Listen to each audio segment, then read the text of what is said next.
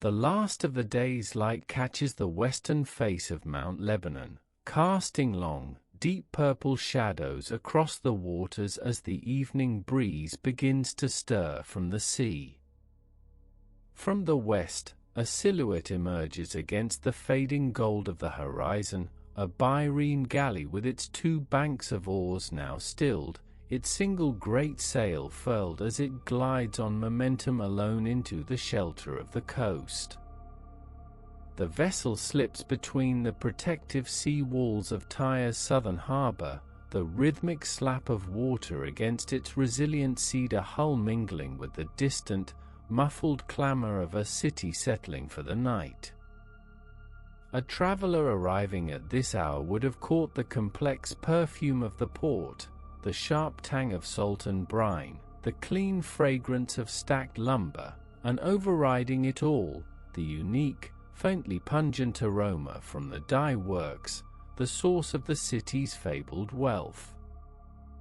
Within its hold, beneath heavy canvas, lie ingots of tin bartered for in a land far beyond the familiar pillars of Heracles, a silent testament to the quiet, determined reach of a people who charted their course not by the sword, but by the stars. Good evening, and welcome back to Empires at Dusk. Tonight, we drift into the world of the Phoenicians, a civilization that rose not on the strength of its armies, but on the whispering winds that filled its sails along the coast of the ancient Levant. From their narrow strip of land, where the scent of cedar mingled with the salt of the sea, these quiet mariners launched an empire of connection rather than conquest. They were the great weavers of their age, binding disparate shores together with threads of commerce, shared knowledge, and the deep, resonant stain of Tyrian purple dye, a color that would come to define royalty for 1,000 years to follow. Before the ships, before the purple dye, and before the alphabet that would give a voice to the Western world, there was a great and sudden quiet. The lands bordering the eastern Mediterranean had, for centuries, moved to the rhythms of mighty empires, their destinies dictated by the distant pronouncements of pharaohs in Egypt or the great king of the Hittites in his Anatolian fastness. It was an age of bronze, an era of sprawling palaces and chariots, of cuneiform tablets recording the grand movements of armies and the meticulous accounts of tribute flowing from vassal states. Trade routes, like the arteries of a vast organism, had pulsed with caravans carrying tin and copper, lapis lazuli, and ivory, connecting Mesopotamia to the Nile and the Aegean Sea in a complex, glittering web of exchange and obligation. One could have stood on the docks of a bustling port like Ugarit and smelled the mingled scents of Egyptian grain, Cypriot copper, and incense from the Arabian sands, a testament to a world that seemed, for a time, permanently and powerfully interconnected. This intricate world, however, was far more fragile than its monumental architecture suggested, and around the 12th century before the Common Era, it began to unravel with astonishing speed. The collapse was not a single event but a cascade of failures, a slow-motion shattering that echoed across the region for generations. The Hittite Empire, a formidable military power that had once challenged Egypt for supremacy, was consumed by internal strife and external pressures, its great capital at Hattusa falling silent, its cities turned to mounds of scorched brick and ruin. To the south, the new kingdom of Egypt, though it would weather the storm more resiliently than its rivals, saw its imperial reach contract dramatically, its garrisons in the Levant withdrawn, and its attention turned inward to a long period of decline and fragmentation. The once thriving Mycenaean palace cultures of Greece and the Aegean also crumbled, their trade networks severed, their complex societies reverting to simpler, more localized forms of existence, plunging the region into what later historians would call a dark age. Into this profound power vacuum stepped the peoples of the Canaanite coast, the direct ancestors of those who would later be known to the Greeks as the Phoenicians. For centuries, they had lived in the shadow of their powerful neighbors, a collection of fiercely independent city-states nestled along a narrow strip of land, paying tribute when necessary and asserting their autonomy whenever imperial power waned. These cities, places with ancient names like Byblos, Sidon, and Tyre, were not the capitals of a unified kingdom but the hubs of a shared Canaanite culture, bound by a common Semitic language, similar religious beliefs, and a long-practiced familiarity with the sea. The archaeological record from this earlier period speaks not of grand conquests, but of a more modest and persistent existence, revealing layers of pottery, simple shrines, and the accumulated refuse of countless generations who had made their living from the waters and the thin sliver of arable land available to them. Their world was defined, and indeed created, by its striking geography. To the east, their territories were sharply delineated by the formidable Lebanon and Anti-Lebanon mountain ranges, a great wall of stone that rose steeply from the coastal plain. In the winter, their peaks would be dusted with snow, and throughout the year, their slopes were cloaked in the deep green of pine, fir, and the legendary cedars, whose aromatic wood was coveted throughout the Near East. A traveler attempting to cross these mountains would have felt the air grow cool and thin, smelling the sharp scent of resin on the breeze as they navigated treacherous, winding paths. This mountainous spine made large-scale agriculture difficult and overland expansion a daunting prospect, effectively turning the Canaanite cities' backs to the continent and forcing their gaze, and their ambitions, in the only other direction available, westward, towards the open horizon of the Mediterranean Sea. The sea was their front door, their main thoroughfare, and their greatest resource, a vast, shimmering expanse that promised both sustenance and opportunity. A fisherman setting out from the shore at dawn would have seen the rising sun turn the surface of the water from gray to gold, feeling the gentle offshore breeze fill his small sail. The sea provided a bounty of fish, which formed a staple of the local diet, its salty tang a constant presence in the coastal air. More importantly, it was a highway, far more efficient and accommodating than the rugged inland trails. Even before the Great Collapse, these coastal peoples were skilled seafarers, their small but sturdy ships hugging the coastline as they plied the waters between Egypt, Cyprus, and the Aegean, learning the currents, the seasonal winds, and the celestial guideposts that governed this immense liquid world. The rhythmic sound of waves lapping against a pebbled beach or crashing upon a rocky headland was the constant, underlying soundtrack to their lives. Just as this world of receding empires was settling into a new, more localized pattern, a fresh wave of chaos swept through the eastern Mediterranean. Egyptian inscriptions from the time speak fearfully of the Sea Peoples, a mysterious confederation of maritime raiders who appeared on the horizon in their ships, bringing fire and destruction wherever they made landfall. Their exact origins remain a subject of intense scholarly debate, but their impact was undeniable.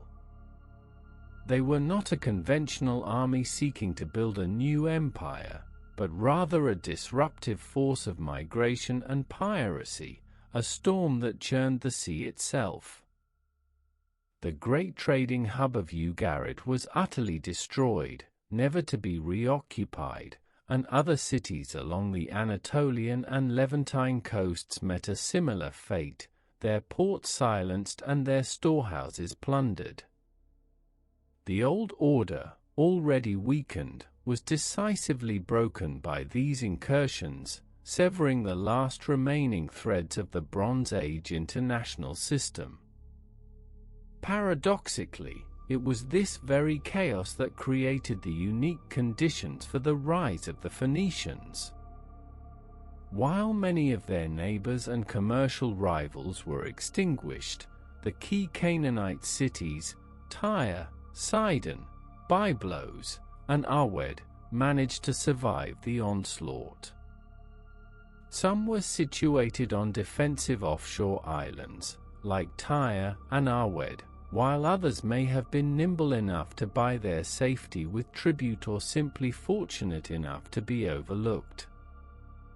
With the great land empires in retreat and the old maritime powers like Ugarit and Mycenae in ruins, a commercial void opened up across the entire Mediterranean. The world had not lost its desire for goods, for metals, timber, textiles, and exotic luxuries, but the established networks for moving them had been catastrophically disrupted. The sea lanes were now more dangerous, but they were also, for the first time in centuries, open to anyone with the skill, the courage, and the ships to navigate them.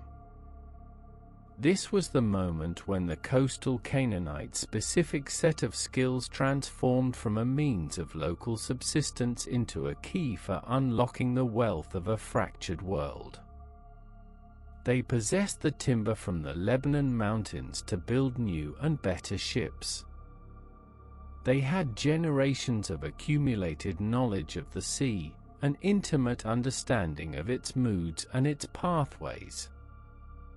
And, having survived the recent turmoil, they had a hardened resilience and a pragmatic approach to commerce that was perfectly suited to the uncertain new era. Where others saw only the risks of piracy and the ghosts of ruined ports, these sailors saw a world hungry for connection, a vast, untapped market waiting for a new generation of merchants to stitch it back together. They began to build their vessels, not just for coastal fishing, but for long-distance voyages, their shipyards ringing with the sound of the adze shaping a keel and the smell of hot pitch being applied to seal the hulls against the water. Slowly, cautiously, they began to venture out, re-establishing contact between the scattered and isolated communities that dotted the Mediterranean shores. Their voyages were not those of conquerors, they carried no great armies and sought no vast territory. Instead, they carried the essentials of a reviving civilization, tools and raw materials, pottery filled with wine and olive oil, and perhaps most importantly, information. As their ships moved from port to port, they became the new connective tissue of the ancient world, weaving a fresh web of trade not through imperial decree, but through mutual benefit and negotiated risk. It was during this period of quiet but relentless enterprise, in the centuries following the Great Collapse, that these Canaanite seafarers began to forge a distinct identity, one defined not by land or by a king, but by the ship and the sea. They were becoming the people the world would remember as the Phoenicians, the indispensable mariners of the new dawn. Out of the turbulent twilight of the late Bronze Age, when great empires had fractured and the intricate webs of palace economies lay torn, a new pattern began to emerge along the narrow coastal strip of the Levant. Here, pinned between the formidable Lebanon mountain range and the vast, inviting expanse of the Mediterranean Sea, a civilization of remarkable resilience did not so much rise as it crystallized, like salt from the evaporating tide pools along its shores. This was the birth of Phoenicia, not as a unified kingdom with a single, grand capital, but as a fiercely independent constellation of city-states, each a sovereign world unto itself, whose people were defined not by the land they conquered, but by the sea they embraced. The great cities of Tyre, Sidon, and Byblos, ancient settlements that had long paid tribute to the pharaohs of Egypt or the kings of the Hittites, now found themselves masters of their own destiny, their harbors becoming the new centers of power in a reconfigured world. One might have walked the streets of Byblos, the oldest of these sisters, and felt the immense weight of history in the very stones, the air still carrying a faint, papery scent from its long and intimate trade with Egypt, its scribes still masters of ancient scripts. Further south, in Sidon, the haze of industry would have been more pronounced, a shimmering heap rising from the furnaces where artisans transformed humble sand into delicate, iridescent glass, their techniques a jealously guarded secret that would fetch high prices in distant markets. Yet it was the island city of Tyre, a fortress set in the sea, that would come to embody the boldest ambitions of the Phoenician spirit. Its twin harbors, one facing north towards Sidon and the other south towards Egypt, were engineered for commerce in any season, their waters perpetually stirred by the arrival and departure of the distinctive, high-prowed ships that were the source of the city's burgeoning wealth, the salty air mingling with the pungent, almost metallic odor of the murex dye works that lined its shores. These cities were not ruled by warrior kings in the traditional sense, but often by councils of wealthy merchants or by monarchs whose authority rested upon their ability to secure profitable trade and maintain the flow of silver into the city's coffers. Power was measured in the tonnage of a merchant fleet, the security of a distant trading post, and the luster of the goods stacked high in the cool, dark warehouses that crowded the waterfront. It was this commercial pragmatism that led to one of the most celebrated partnerships of the ancient world, an alliance not of conquest but of construction and mutual prosperity between King Hiram I of Tyre and the great King Solomon of Israel, who ruled the powerful inland kingdom to the southeast.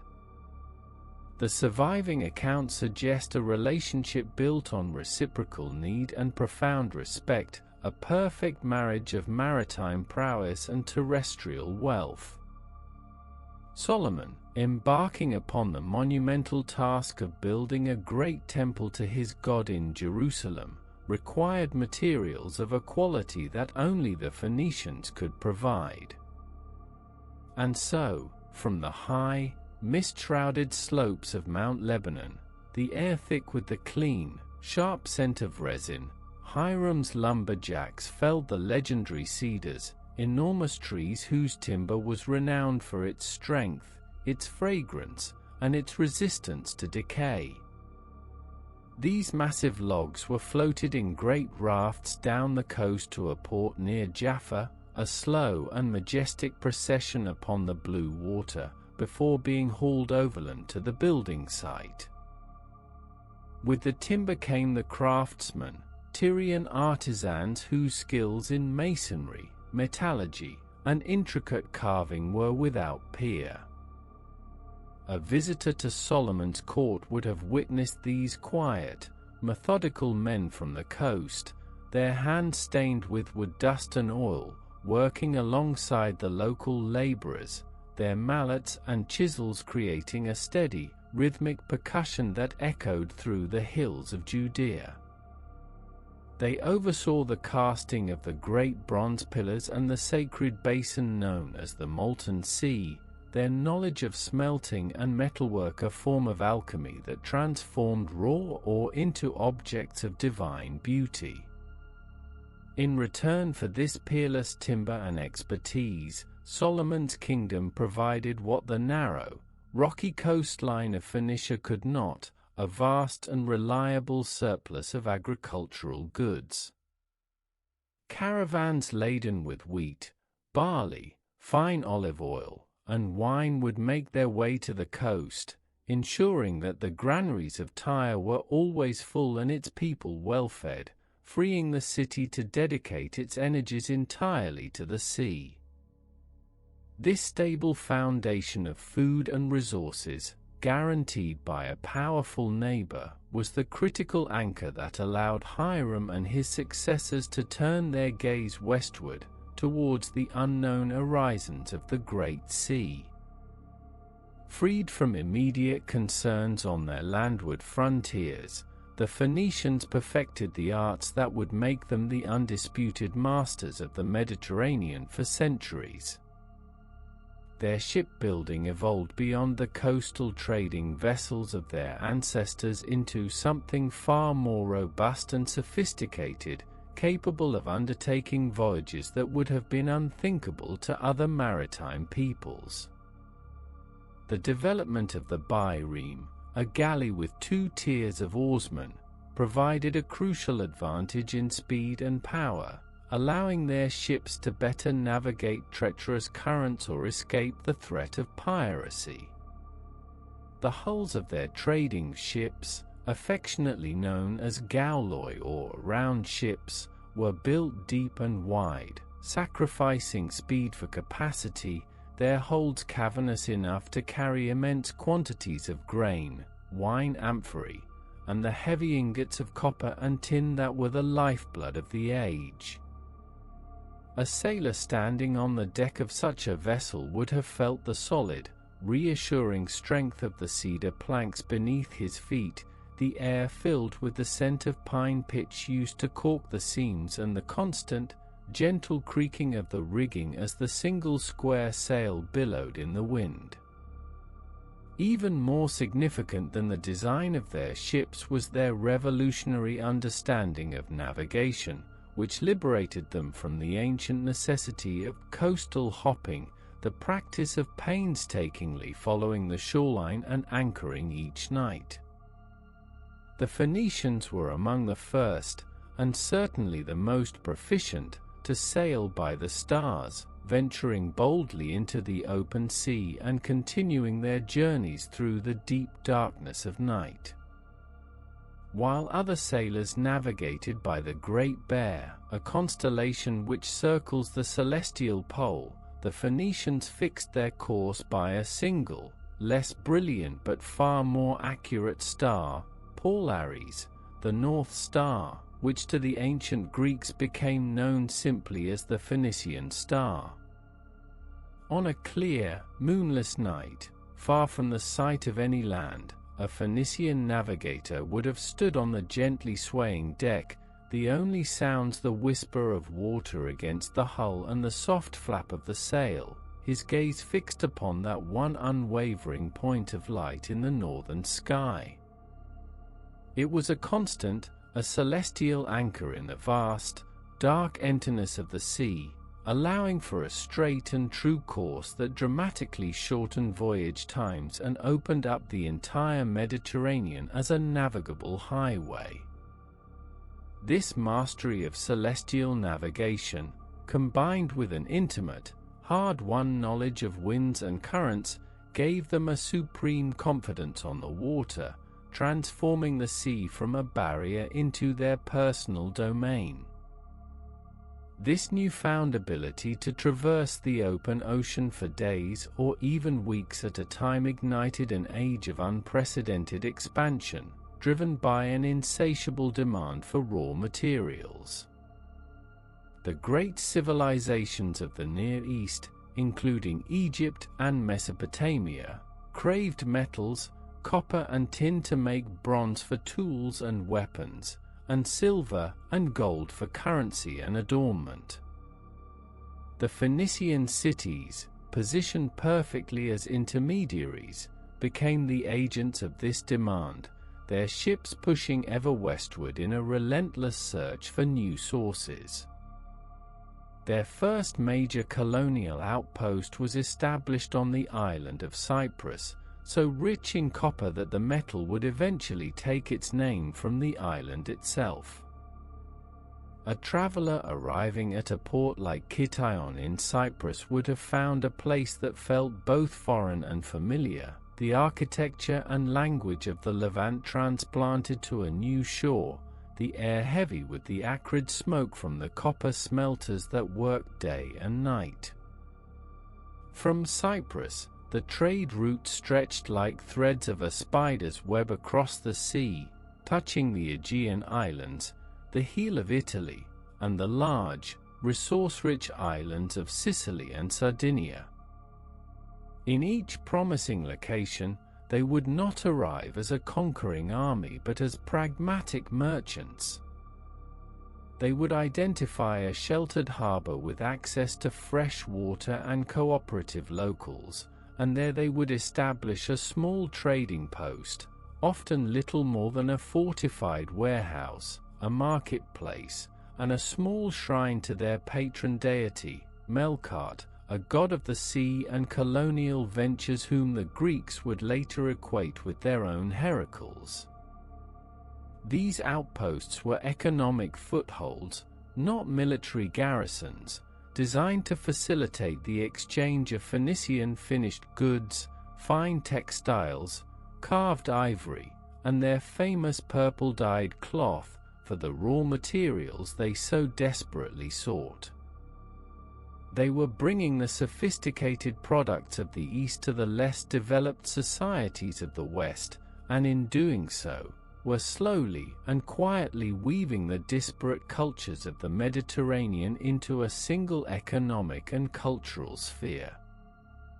The ultimate prize lay in the farthest reaches of the known world, beyond the narrow strait the Greeks would call the Pillars of Heracles.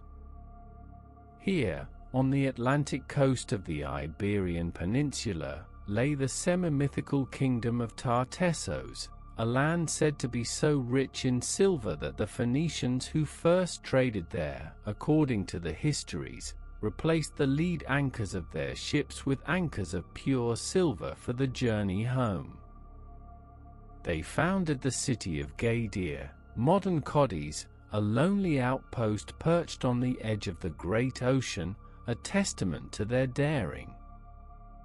It was from these distant ventures that the most famous of all Phoenician colonies would eventually spring. Legend, passed down through Greek and Roman writers, tells of a queen from Tyre named Elissa, also known as Dido, who fled the political turmoil of her home city around the year 814 BCE. She led a group of loyal followers across the sea to the coast of North Africa, where she founded a new city, Akart-Hadasht, which would in time become the mighty commercial empire of Carthage. This single act, the founding of a new and independent Tyre in the west, was perhaps the culminating achievement of this era of rising, a demonstration that the Phoenicians were no longer just traders visiting foreign shores, but were now planting the seeds of new civilizations that would carry their legacy far into the future. The true height of Phoenician influence was not measured in the clash of swords or the fall of citadels, but in the quiet, steady rhythm of the tide and the ceaseless hum of commerce that echoed through its prosperous cities. To approach Tyre from the sea during its golden age was to witness a marvel of human ingenuity nestled between the azure Mediterranean and the distant, haze-softened mountains of Lebanon. The island city, a fortress of stone and ambition, appeared to rise directly from the waves, its formidable walls weathered by salt spray and centuries of sun, giving the entire metropolis the appearance of a single, colossal organism that had chosen the sea for its home. A traveler arriving at dusk would have caught the scent of cedar smoke from evening hearths mingling with the sharp, briny air, a fragrance that was uniquely Phoenician, a perfume of wood and water.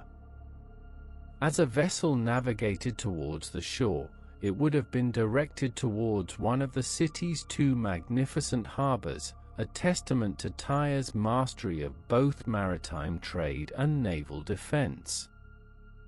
The northern, or Sidonian, harbor was a sheltered basin, protected from the prevailing winds and reserved for the city's commercial fleet, its waters a crowded forest of masts and rigging. The southern, or Egyptian, harbor, on the other hand, was the domain of the war fleet, its entrance capable of being closed by a great chain, a silent promise of the city's ability to protect the wealth that flowed through it. One might wander the quays of the Sidonian port and be immersed in a gentle cacophony of languages, as sailors from across the known world, Egyptians, Greeks, Anatolians, and the peoples of the Italian peninsula, bartered and unloaded their precious cargoes under the watchful eyes of Tyrian officials. The air here was thick with the smells of rope tar, damp canvas, and the exotic spices that were being transferred from one ship's hold to another, a constant river of goods flowing in and out of the city's arteries. Away from the immediate bustle of the ports, the city itself unfolded in a dense and vertical tapestry, for on an island with limited space, the only direction to build was upwards. The streets were narrow, designed to provide shade from the relentless summer sun, and they would often twist and turn in confusing patterns that only a lifelong resident could navigate with ease. Here, multi-story apartment buildings, constructed from timber frames and mud brick, rose 3, 4, even 6 stories high, their upper floors sometimes jutting out over the laneways below, creating a near-continuous canopy. From the open windows, one might hear the clatter of a weaver's loom or the soft murmur of a family sharing their evening meal, the sounds of ordinary life stacked one on top of another. The stone underfoot, worn smooth by generations of sandals and cartwheels, would have been cool in the shadows, and the quality of light filtering down between the tall buildings was often dim and mysterious, like being at the bottom of a stone canyon. And always, drifting on the breeze from dedicated quarters on the city's edge, was that other signature scent of Tyre, the pungent, almost metallic odor from the dye pits, a constant reminder of the source of the city's most fabulous wealth. This wealth was built upon a sophisticated understanding of the world as a network of resources and markets, a grand economic web with Phoenicia sitting confidently at its center. The Tyrian merchant did not think in terms of borders or empires, but of coastlines, currents, and commodities, his mind a detailed map of what could be found where, and what it might be worth somewhere else.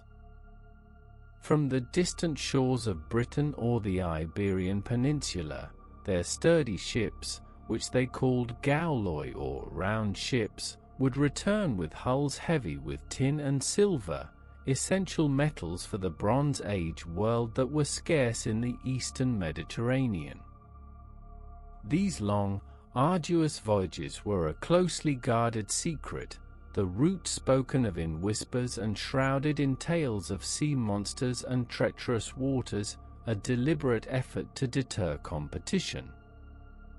From Egypt came an endless supply of papyrus, the paper of the ancient world, which the Phoenicians of Byblos in particular imported in such vast quantities that the city's name would eventually become synonymous with the book itself, giving the Greeks their word biblion. Gold arrived from Nubia, copper from Cyprus, and grain from the fertile lands around the Black Sea, all flowing into the warehouses of Tyre and Sidon. But the Phoenicians were not mere middlemen, they were transformers, master artisans who took the raw materials of the world and turned them into objects of desire. The unadorned tin and copper were smelted and cast into fine bronze vessels, tools, and decorative items, their designs a unique fusion of Egyptian and Mesopotamian motifs. The great logs of cedar and fir, felled from the slopes of Mount Lebanon and floated down to the coastal cities, were the lifeblood of their shipyards and the raw material for a thriving furniture industry. The scent of fresh-cut cedar would have filled the air in the carpenter's quarters, as skilled hands fashioned chests, thrones, and architectural beams whose quality was legendary throughout the ancient Near East. It was this timber, renowned for its fragrance and resistance to rot, that King Hiram I of Tyre famously supplied to King Solomon of Israel for the construction of the first temple in Jerusalem, a transaction recorded in religious texts that speaks to the immense prestige of Phoenician resources. The outgoing cargo was a catalogue of luxury. Ships departing from the Sidonian harbor were laden with these finished goods, elegant furniture, delicately carved ivories, and metalwork of exquisite complexity.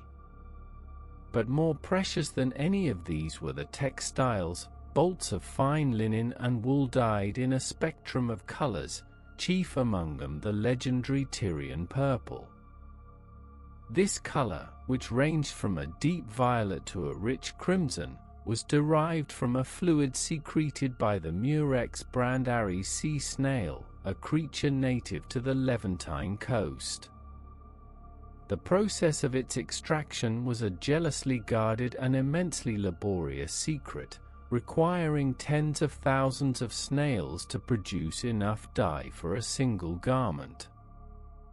The dye works were located on the outskirts of the cities, for the process involved crushing the snails and letting them ferment in the sun, creating a truly overpowering stench that clung to the workers and the very stones of the district.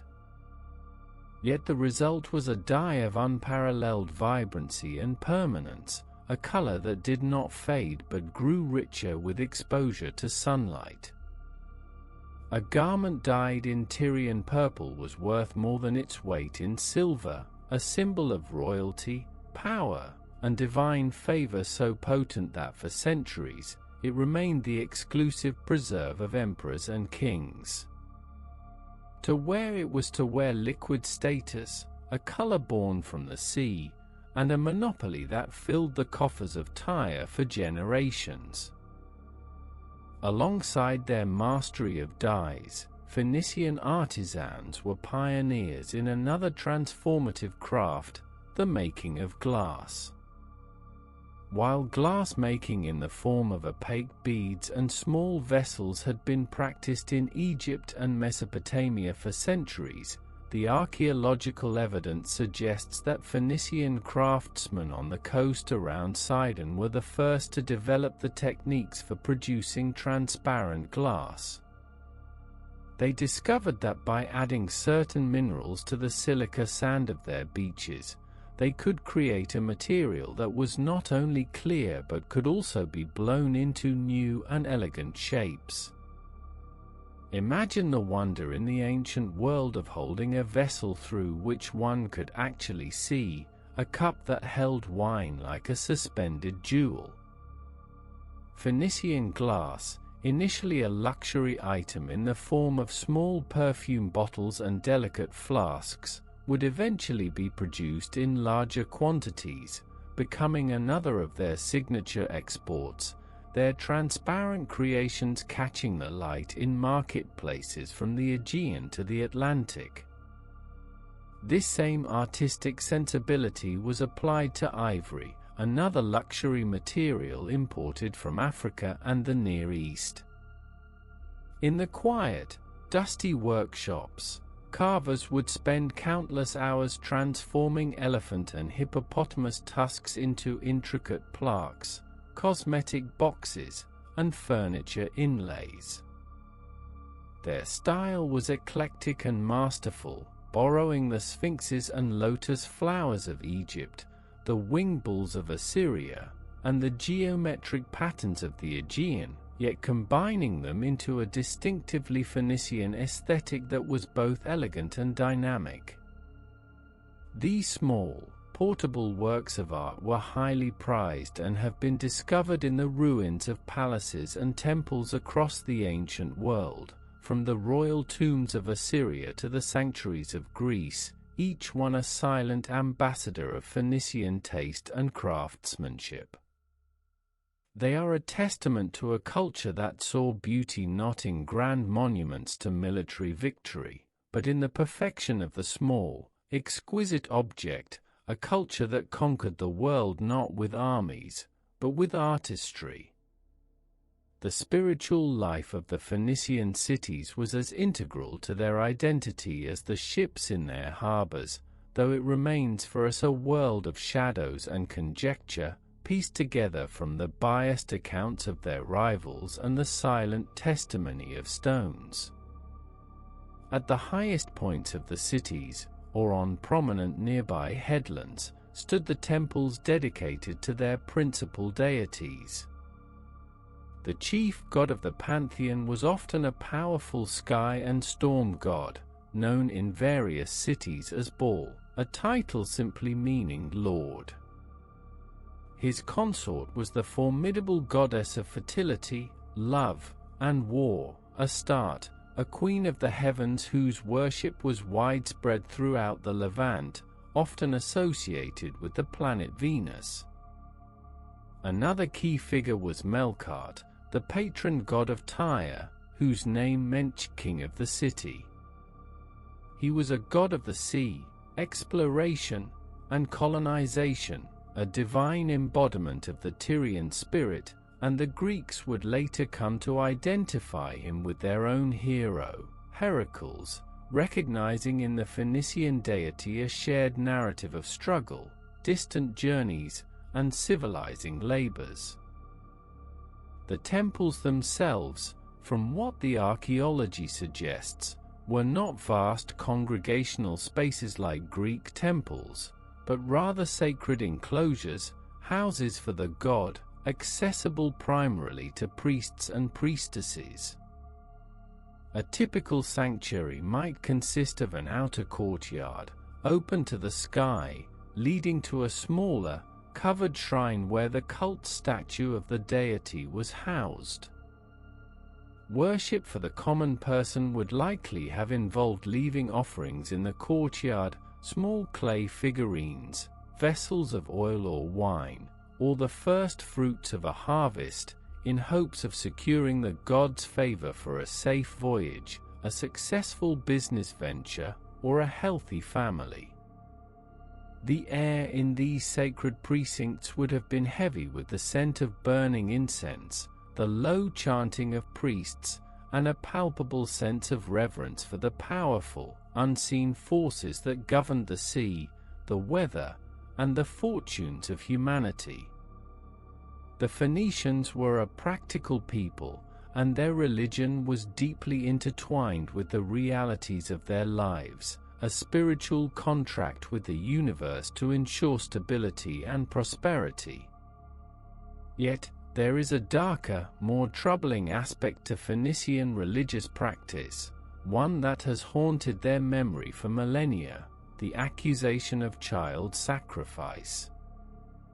Ancient writers, particularly Greek and Roman authors who were often hostile rivals, wrote with horror of Phoenicians and their Carthaginian descendants sacrificing their own children to appease their gods in times of great crisis.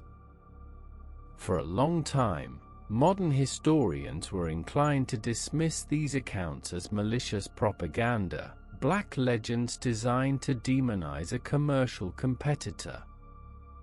However, the archaeological discoveries of the 20th century forced a somber re-evaluation. Across the Phoenician world, from the Levant to Carthage, Sardinia, and Sicily, archaeologists have unearthed sacred burial grounds known as tophets.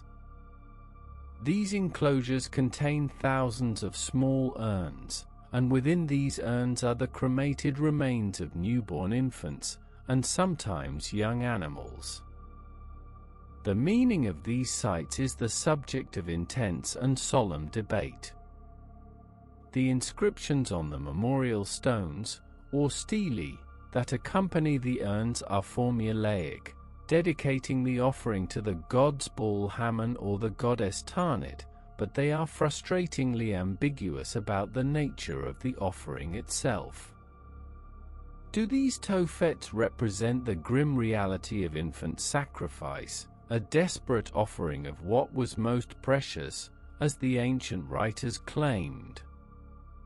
Or were they, as some scholars now argue, special cemeteries consecrated for infants and fetuses who were stillborn or died of natural causes shortly after birth, given a sacred burial to ensure their safe passage to the afterlife? The evidence can be interpreted to support either view, and the truth may lie somewhere in between, perhaps varying by city and by era. It remains a deeply unsettling question, a quiet, chilling counterpoint to the vibrant, creative, and prosperous image of the Phoenician Golden Age, a reminder that the spiritual world of the ancients could be profoundly alien and demanding. If their spiritual practices remain partly shrouded in mystery, their most significant intellectual contribution to the world is brilliantly clear, an invention of such elegant simplicity and profound consequence that it would fundamentally alter the course of human communication.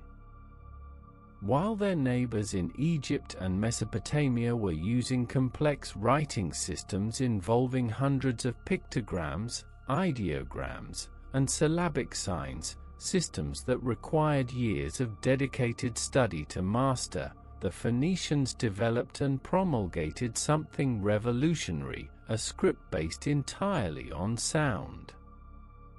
The Phoenician alphabet consisted of just 22 characters, each one representing a consonant. It was a purely phonetic system. This was not a sudden invention out of nothing, but the culmination of centuries of experimentation on the fringes of the great literate empires. Simpler alphabetic scripts had appeared before in the Sinai and Canaan, but it was the Phoenicians who refined, standardized, and, crucially, popularized a definitive version around the 11th century BCE. The genius of the system lay in its simplicity and efficiency. A merchant did not need to be a highly trained scribe to use it. He could learn the 22 signs and their corresponding sounds in a matter of weeks, perhaps even days. Suddenly, literacy was no longer the exclusive domain of a priestly or bureaucratic elite.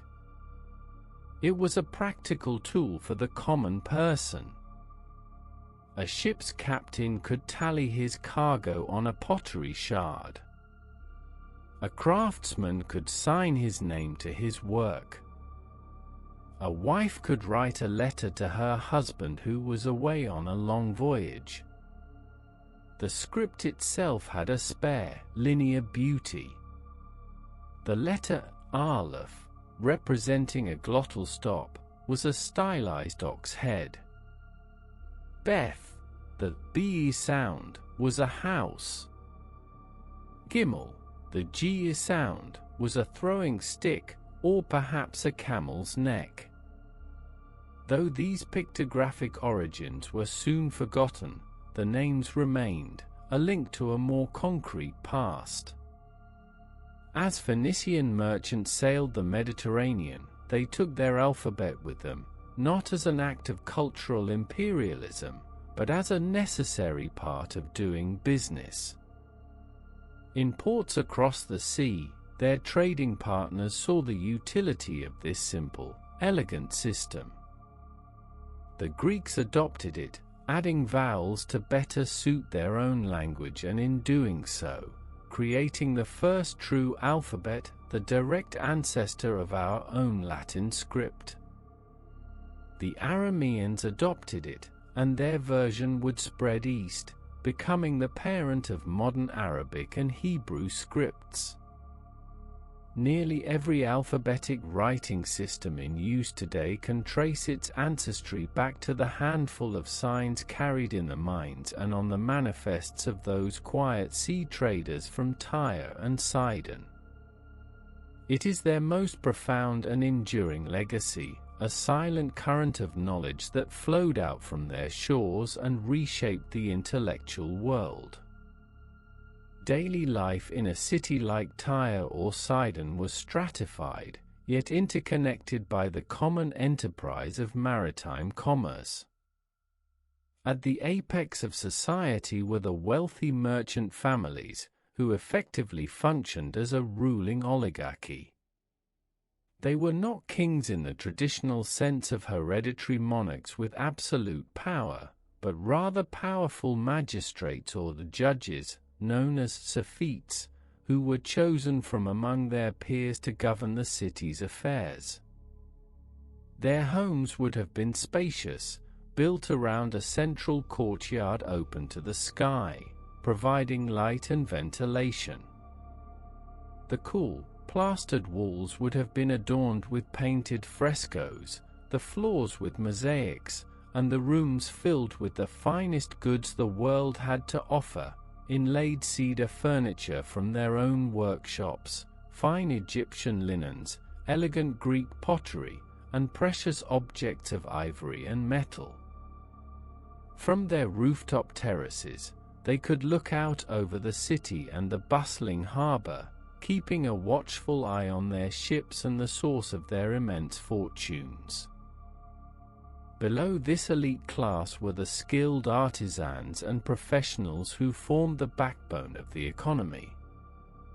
These were the shipwrights, the glass blowers, the purple dyers, the ivory carvers, and the metal workers, as well as the scribes, clerks, and sea captains who managed the logistics of international trade. These individuals enjoyed a respected status, their skills highly valued and often passed down from father to son through generations. A master craftsman was not a mere laborer but an artist, his workshop a place of pride and innovation. The dyers, despite the unpleasant nature of their work, were part of a highly lucrative guild, their hands permanently stained purple but their purses often heavy with silver.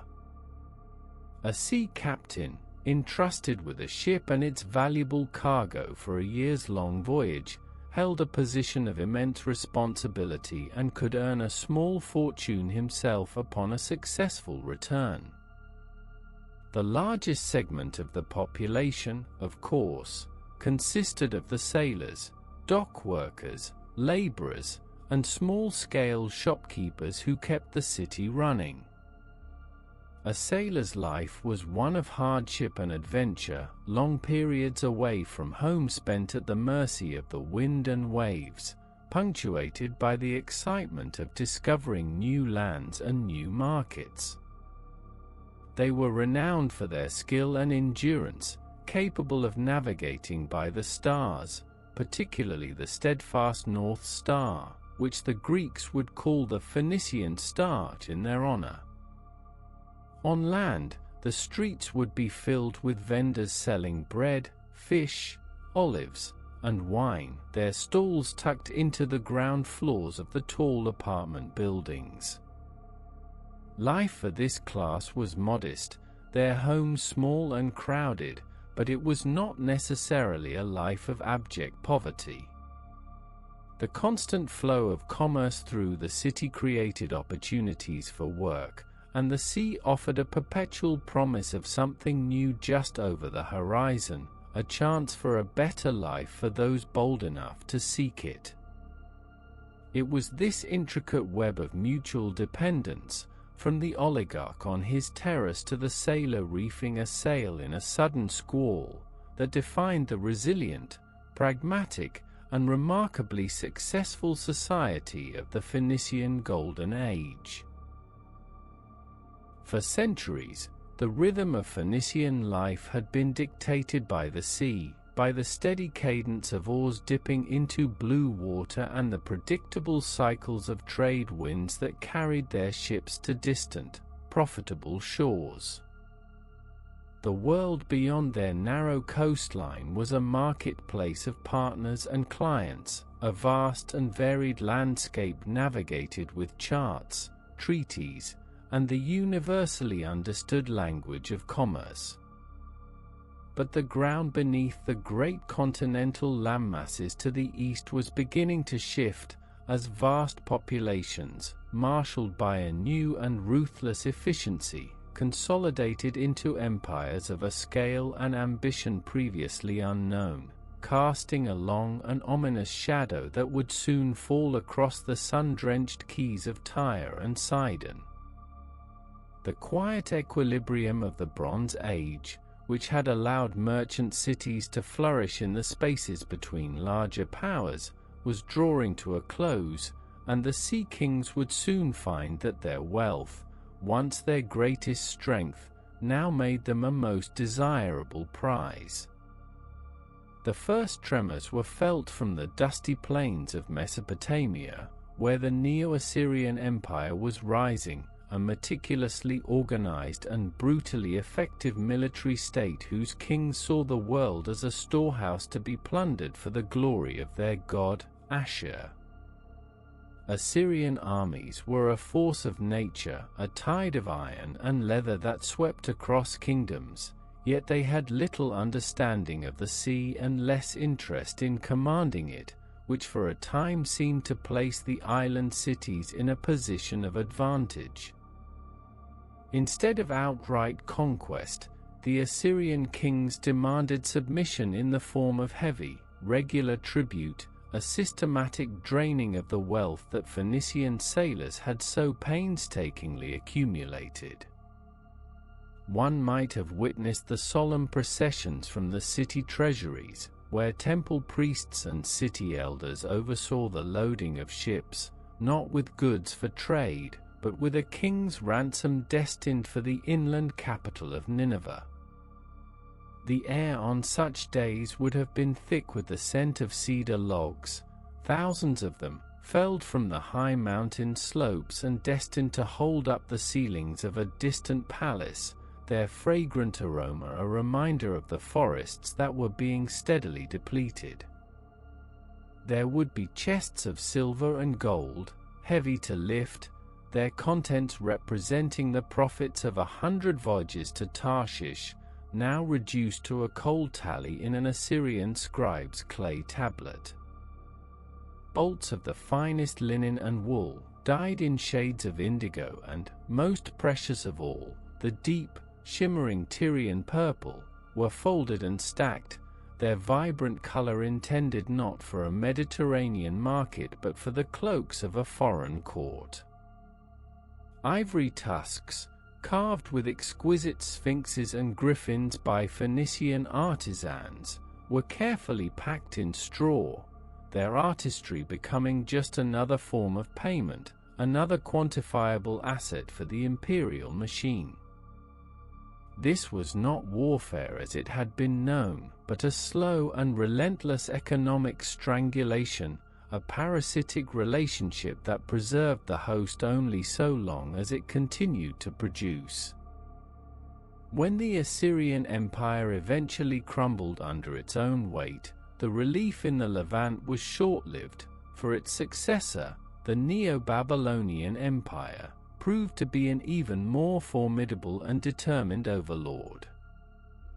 The Babylonians, under the ambitious King Nebuchadnezzar II, inherited not only Assyria's territories but also its imperial appetite, and they looked upon the stubbornly independent and fabulously wealthy city of Tyre with particular covetousness.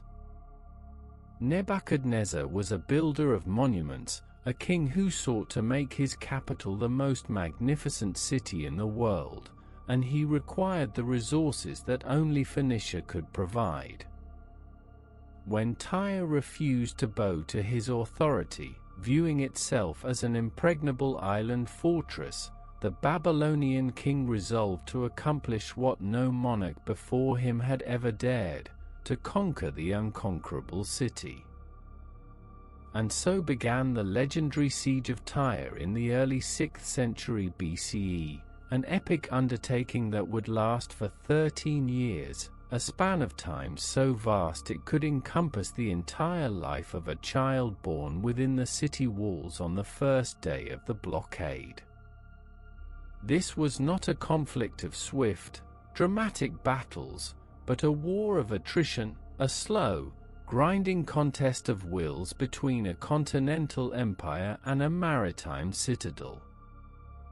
From the mainland, a traveler would have seen the gargantuan scale of the Babylonian effort, as tens of thousands of laborers, conscripts from every corner of the empire, toiled to build a massive causeway, a great earthen mole stretching from the shore out towards the island.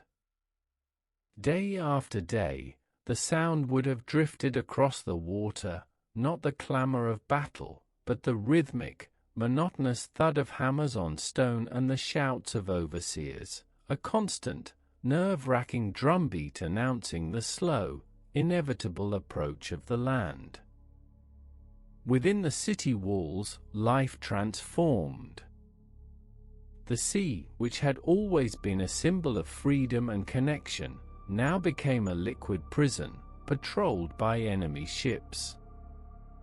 The familiar scent of salt and open water was tainted with the smell of stagnant channels and the ever-present fear of dwindling supplies.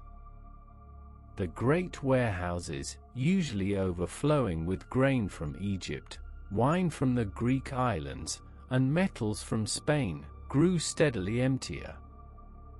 The daily routines of the merchants and artisans were overshadowed by the singular, communal task of survival.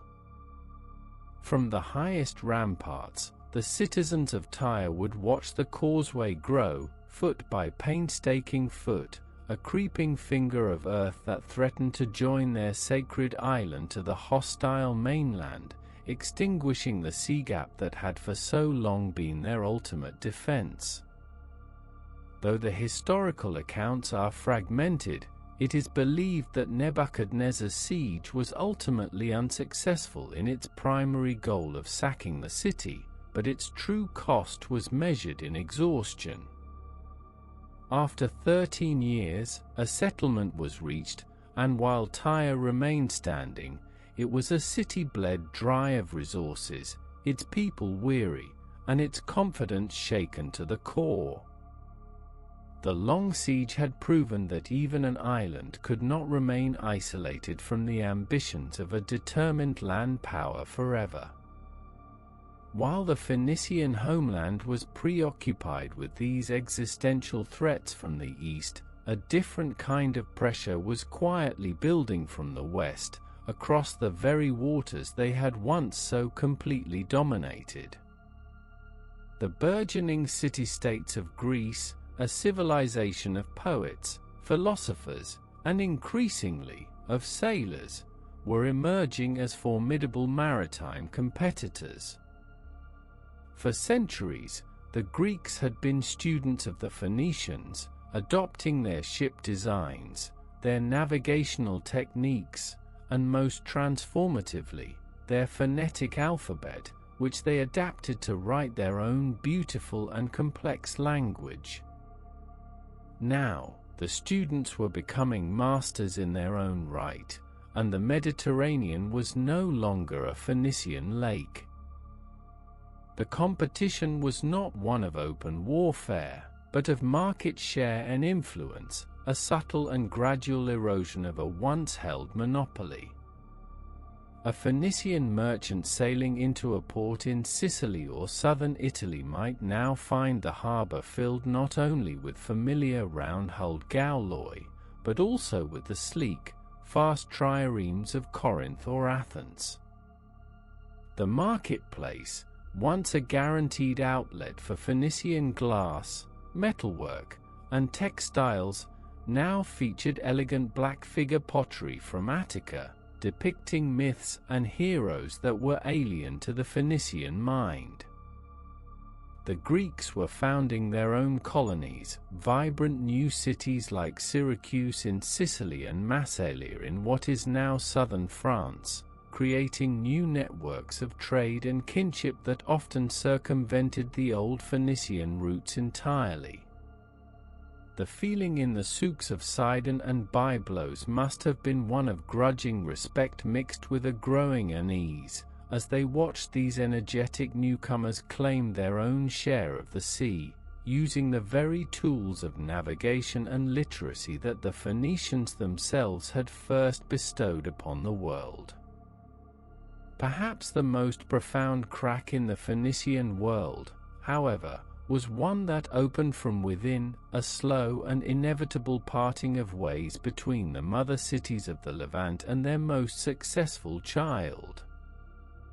Far to the west, on the coast of modern-day Tunisia, the city of Carthage, founded by colonists from Tyre centuries earlier, had grown from a humble trading post into a magnificent metropolis, the heart of a powerful empire in its own right. The distance between Tyre and Carthage was not merely geographical, it was becoming cultural and political. While Tyre looked east, nervously watching the movements of Babylonians and Persians, Carthage looked west and south, its strategic concerns focused on controlling the fertile lands of North Africa, the silver mines of Spain, and the perennial struggle for influence in Sicily against the Greeks. A message sent from the elders of Tyre to the magistrates of Carthage would have taken weeks to arrive, carried by ship across the full length of the inland sea, and a reply would have taken just as long to return. In that gulf of time and space, priorities diverged. The urgent pleas for aid or tribute from a besieged Tyre might have seemed a distant problem to a Carthaginian senate preoccupied with a local tribal uprising or a naval skirmish with Syracuse. The bond of shared heritage remained strong, they worshipped the same gods, spoke the same language, and revered Tyre as their ancestral home, but Carthage was no longer a colony. It was a peer, an equal, and at times, a rival, with its own sphere of influence, its own treasury, and its own army. The wealth and power that had once flowed from the colonies back to the Phoenician heartland now increasingly remained in the west, fueling the ambitions of a new Punic empire whose destiny was no longer tied to the fate of its ancient mother. Thus, by the time the Persian king Cyrus the Great swept across the Near East, absorbing the Babylonian Empire into his own vast domain, the Phoenician city-states were in a profoundly altered position. They were exhausted by sieges, challenged on the seas, and disconnected from their own powerful western colonies. Rather than resisting the Persians, the cities of the Levant pragmatically submitted, trading what was left of their fragile independence for a privileged, protected status within the new Achaemenid order. They became a crucial satrapy, their legendary fleet repurposed as the core of the Persian navy, their sailors now rowing for a foreign great king. It was a gilded cage, offering stability and prosperity of a kind, but the era of the true sea kings, the independent, adventurous merchants who answered to no emperor and charted their own course across the waves, had quietly, irrevocably, come to an end. The stage was now set for a final, cataclysmic confrontation, when a new power from the west, led by a young Macedonian king with dreams of conquering the world, would arrive at the shores of Tyre, determined to finish what Nebuchadnezzar had started.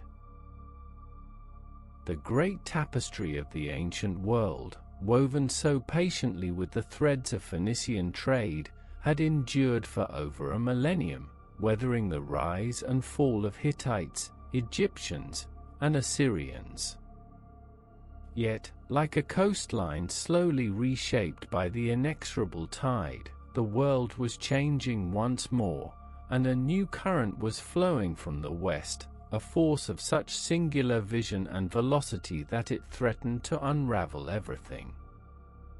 The stories arrived first, carried on the same trade winds that brought ships to port, whispers in the marketplaces of Sidon and byblows of a young Macedonian king, a student of Aristotle, who had shattered the armies of the great Persian king, Darius, at a place called Issus.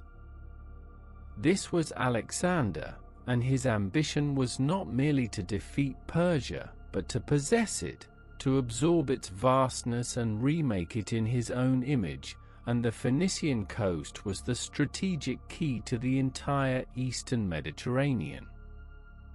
As Alexander's army marched south along the Levantine shore in the year 332 before the Common Era, the ancient cities of the coast had to make a choice of profound consequence. For centuries, they had navigated the treacherous waters of geopolitics by acting as pragmatic partners, paying tribute to whichever great power held dominion over the land, be it Babylon or Persia, in exchange for the freedom to ply their trade upon the sea. Arwed, Byblos, and even the great city of Sidon, after a brief consideration, chose this familiar path of accommodation, opening their gates and offering tribute to the Macedonian conqueror, a pragmatic decision to preserve their people and their livelihoods. They saw a new overlord replacing an old one, a shift in the political winds that a skilled navigator could surely ride out, but in the island city of Tyre, a different calculation was being made, one rooted not in pragmatism, but in a deep and defiant sense of its own unique identity.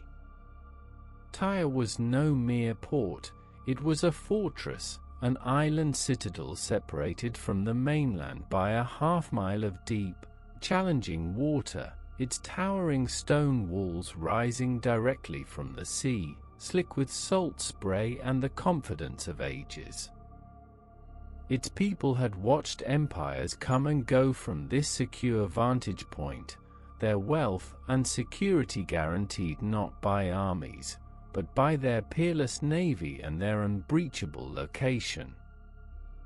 When Alexander's envoys arrived, their demand seemed reasonable at first, asking only for the city's submission and the right for Alexander himself to enter and offer a sacrifice at the sacred temple of Melkart, the city's patron deity.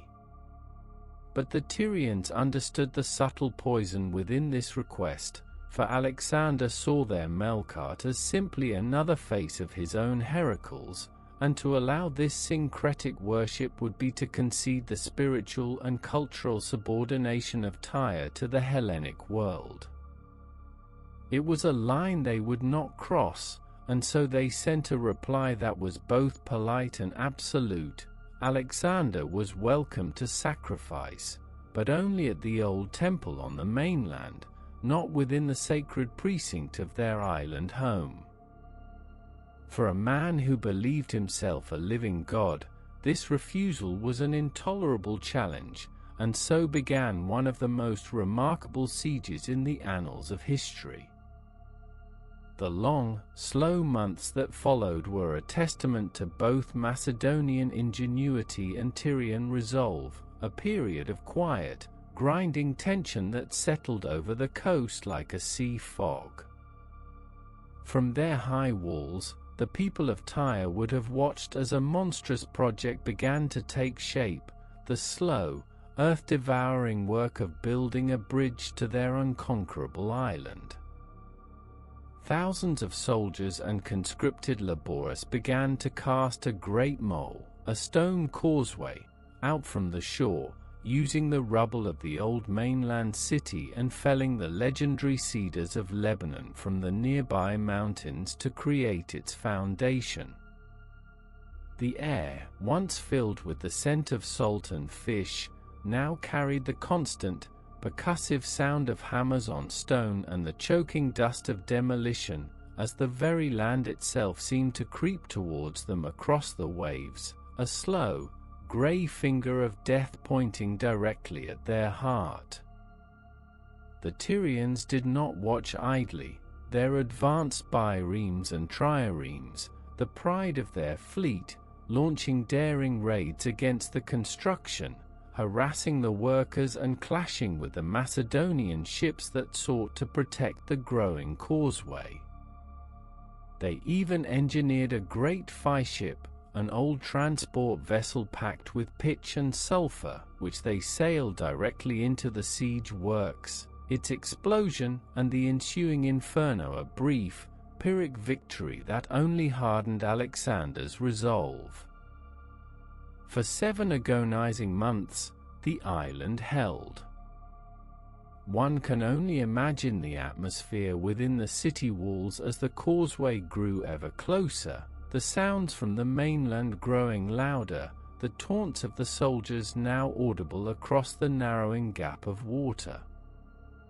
The rhythms of daily life would have been warped by the constant threat, the commerce of the harbor silenced, the dye pits growing cold, the chatter of the marketplace replaced by the anxious murmur of prayer in the temples of Astarte and Baal. The defenders, fighting with the courage of a people protecting their homes, their gods, and their very way of being, rained projectiles down upon the attackers and met every assault with fierce resistance. But Alexander's will was as implacable as the tide. He gathered a fleet from the other Phoenician cities that had submitted, effectively turning Phoenician ships against Phoenician walls, and constructed immense siege towers, floating monstrosities that were winched along the completed causeway, their tops looming over the city's defenses. The end, when it came, was a cataclysm of fire and steel. On a day of searing summer heat, the Macedonian engines finally battered a breach in the southern wall. The silence of the long standoff was shattered by the roar of the assault, the clash of bronze on bronze, the splintering of ancient gates. The fighting raged through the narrow, winding streets, places that had only ever known the footsteps of merchants and priests now echoing with the screams of the dying. From the highest towers to the deepest cellars, the city that had stood for 1,000 years was systematically and brutally dismembered. Alexander, enraged by the length and cost of the siege, showed no mercy. The accounts suggest that thousands of Tyrian defenders were slain in the initial sack, their bodies left in the alleyways and tossed from the high walls into the sea they had once commanded. What followed the battle was perhaps an even greater tragedy, a cold and calculated erasure. The morning after the fall of Tyre, a strange and terrible silence would have fallen over the island, broken only by the crackle of smoldering ruins and the cries of the bereft. The smoke-stained sky would have revealed a scene of utter desolation, the great harbor littered with the wreckage of a proud fleet, the magnificent temple of Melkart defiled and plundered. In the days that followed, the survivors, numbering some 30,000 according to the histories, were rounded up in the city's main square. The men of military age were executed, their bodies crucified along the shoreline as a grim warning, while the women and children were methodically sold into the vast, anonymous machinery of slavery, scattered to the winds and lost to history. It was the complete and total annihilation of a community, a culture, and a history, all in the space of a few dreadful days.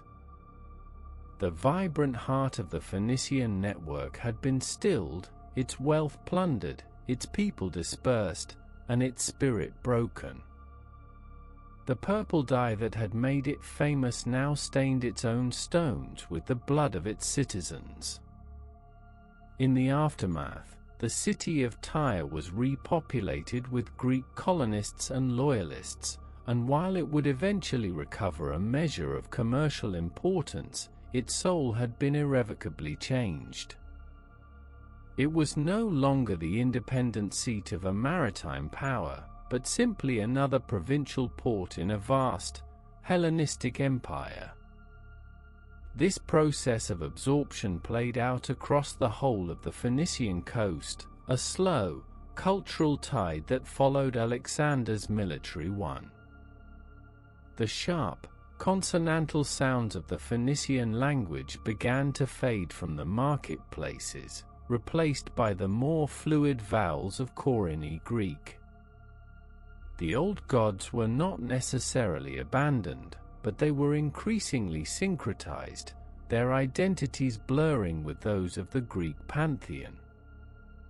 Young men began to train in the gymnasium instead of at the oars of a trading galley, and the ancient alphabet, Phoenicia's greatest gift to the world, was now used to write the language of its conquerors. Over the next few centuries, under the rule of Alexander's successors and then, ultimately, the Romans, the distinct Phoenician identity slowly dissolved, like a tablet of salt in the endless sea, leaving behind only faint inscriptions and the echoes of a forgotten tongue. Yet, the story did not end entirely in the smoke-choked ruins of Tyre. For centuries before Alexander's arrival, the Phoenicians, in their restless quest for trade, had planted colonies across the Mediterranean, from Sicily to Spain. The greatest of these was Carthage, a city founded on the coast of North Africa by colonists from Tyre, traditionally led by the legendary Queen Dido. This daughter city, now grown powerful in its own right, watched the fall of its mother with alarm and sorrow. With Tyre neutralized, Carthage became the undisputed heir to the Phoenician legacy, the new center of the Punic world, carrying the torch of its culture, its religion, and its maritime ambitions. For another century and a half, the spirit of Phoenicia lived on in the harbors of North Africa, its sailors continuing to chart the unknown, its merchants growing fabulously wealthy, and its gods, Baal-Hamon and Tanit, receiving their due. But Carthage, too, would eventually face its own implacable, land-based rival in the rising power of Rome, leading to a series of titanic struggles that would ultimately end with the city's complete and utter destruction, its fields reputedly sown with salt, a final, brutal end to the long, winding story that had begun so many centuries before in the bustling ports of the Levant. The Sea Kings were finally and truly gone, their empire at last receding into the dusk. And so the great sea-trading cities of the Levant coast, Tyre, Sidon, and Byblos, slipped back into the quiet earth from which they had grown, their harbors slowly silting up and their palaces crumbling into foundations upon which new towns would eventually be built. Unlike the grand stone testaments of Egypt or of Rome, which seem to demand our attention, Phoenicia left behind no vast monuments to command the eye, for their empire was not one of territorial conquest but of maritime networks. Their cities were industrious workshops more than imperial capitals, their ambitions directed not towards eternal glory in stone, but towards the practical, profitable enterprise of connecting distant shores, a kingdom whose roads were the ever-shifting currents of the Mediterranean Sea. The memory of their civilization, therefore, is not something one can easily visit, but rather something to be pieced together from the whispers of other histories. Their truest monument, however, proved to be something far more pervasive and far less tangible than any temple dedicated to Baal or Melkart, for the simple phonetic script they carried in their ships became the very bedrock of Western literacy. This was their quiet revolution, a system so elegant and efficient that it took the power of writing from the rarefied hands of priestly scribes and gave it to merchants, sailors, and artisans, an invisible inheritance passed down through Greek and Roman hands to our present day. It is a profound irony that a people so devoted to the tangible wealth of cedar wood from the mountains of Lebanon, of silver from distant Iberian mines, and of the precious murex snail, should be remembered most for an idea, the elegant notion that a sound could be captured by a symbol, a concept that would outlast every bireme they ever built. To think of Phoenicia is to conjure the scent of brine and hot pine resin on the wind, and the rhythmic creak of countless oars dipping into an azure sea, a sound that echoed from the shores of Cyprus to the misty, tin-rich coasts of the far Atlantic. A traveler standing on the docks of Carthage, the greatest of their colonial children, would have been enveloped by a symphony of commerce, the precious scent of Lebanese cedar mingling with spices from the east, the rough texture of canvas bales beside the smooth, cool glint of their own manufactured glass beads. These mariners, who Herodotus tells us once circumnavigated the whole of Africa, saw the world not as a map of borders and legions, but as a fluid, interconnected space woven together by trust, by contract, and by the shared, relentless desire for what lay just over the horizon. The fall of the island fortress of Tyre to Alexander's monumental siege marked the end of that age, a final, violent clash between the old world of the merchant king and the new world of the Hellenistic emperor. With it, the unique spirit of Phoenicia, a spirit of pragmatic adaptation and cultural blending, began to fade into the empires that followed. The secrets of their famous purple dye, a color once worth more than gold and reserved for royalty, were slowly lost, its deep, vibrant hue receding from the world like a final, glorious sunset over the western sea. What remains is not a ruin to be visited, but a current in the deep ocean of history, a silent influence that shaped the words we write and the maps we draw, a ghostly presence felt in the echoes of global trade and the enduring, human dream of exploration. Rest well. We will meet again at dusk.